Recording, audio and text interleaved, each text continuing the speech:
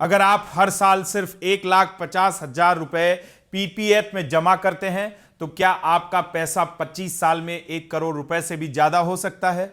जी हां, मौजूदा 7.1% ब्याज दर को पूरे समय समान माने तो आंकड़ा वाकई चौंकाने वाला है। लेकिन 15 साल में कितना फंड बनेगा, 20 साल में रकम कितनी बढ़ेगी और 25 साल में 1 करोड़ से ज्यादा कैसे हो सकती है? आज इस वीडियो में पूरा कैलकुलेशन बेहद आसान भाषा में समझिए। वीडियो को आखिर तक जरूर देखिए, क्योंकि आखिरी में हम आपको यह भी बताएंगे कि पीपीएफ में पैसा जमा करने का सही समय क्या हो सकता है। अगर आप हर साल 1,50,000 रुपए ऐसी जगह निवेश करना चाहते हैं जहां आपका पैसा सुरक्षित रहे और लंबे समय में कंपाउंडिंग का फायदा मिले, तो पब्लिक प्रोविडेंट फंड यानी पीपीएफ आपके लिए एक विकल्प हो सकता है। फिलहाल पीपीएफ पर 7.1% सालाना ब्याज दर लागू है। हालांकि यह ब्याज दर भविष्य में बदल सकती है। अब सबसे पहले बात करते हैं 15 साल की। अगर आप हर साल 1,50,000 रुपए जमा करते हैं तो 15 साल में आपकी अपनी जेब से कुल 22,50,000 रुपए जमा होंगे। 7.1% ब्याज दर को पूरे समय समान माने तो यह रकम करीब 40,68,000 रुपए हो सकती है, यानी करीब 18,18,000 रुपए ब्याज से जुड़ सकते हैं। यही पीपीएफ की कंपाउंडिंग की असली ताकत है। अब जरा 15 साल से आगे बढ़ते हैं। पीपीएफ को तय नियमों के तहत आगे भी 5-5 साल के ब्लॉक में बढ़ाया जा सकता है। अगर आप 20 साल तक हर साल 1,50,000 रुपए जमा करते हैं तो आपकी कुल जमा रकम 30 लाख रुपए होगी।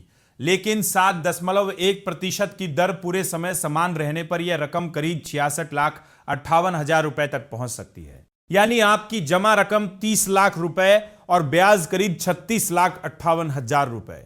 यहां साफ दिखाई देता है कि समय बढ़ने के साथ कंपाउंडिंग का असर कितना बड़ा हो जाता है। अब आते हैं सबसे बड़े आंकड़े पर। अगर आप 25 साल तक हर साल 1,50,000 रुपए पीपीएफ में जमा करते हैं तो आपकी कुल जमा रकम होगी 37,50,000 रुपए।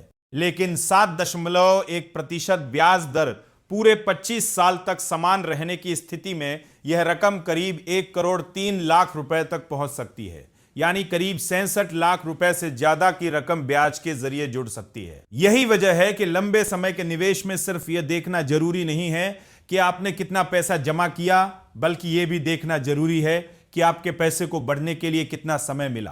तो एक बार पूरा हिसाब याद रखिए। 15 साल में करीब 40,68,000 रुपए, 20 साल में करीब 66,58,000 रुपए और 25 साल में करीब 1,03,00,000 रुपए।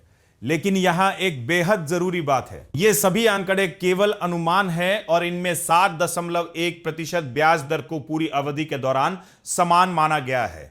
वास्तविकता में पीपीएफ की ब्याज दर सरकार समय समय पर बदल सकती है, इसलिए भविष्य में मिलने वाली रकम इन आंकड़ों से कम या ज्यादा हो सकती है। अब सवाल है कि पीपीएफ में पैसा कब जमा करना बेहतर रहता है। पीपीएफ में ब्याज की गणना महीने की 5 तारीख से लेकर महीने के अंत तक खाते में मौजूद सबसे कम बैलेंस के आधार पर होती है। इसलिए अगर आप साल की बड़ी रकम एक साथ जमा कर रहे हैं तो महीने की 5 तारीख से पहले जमा करना फायदेमंद हो सकता है। हालांकि हर व्यक्ति की आय और निवेश की स्थिति अलग होती है, इसलिए सिर्फ ब्याज के लिए अपनी पूरी बचत एक जगह लगाना जरूरी नहीं है। एक और बात ध्यान रखिए, पीपीएफ को सेविंग अकाउंट की तरह कभी भी इस्तेमाल नहीं किया जा सकता।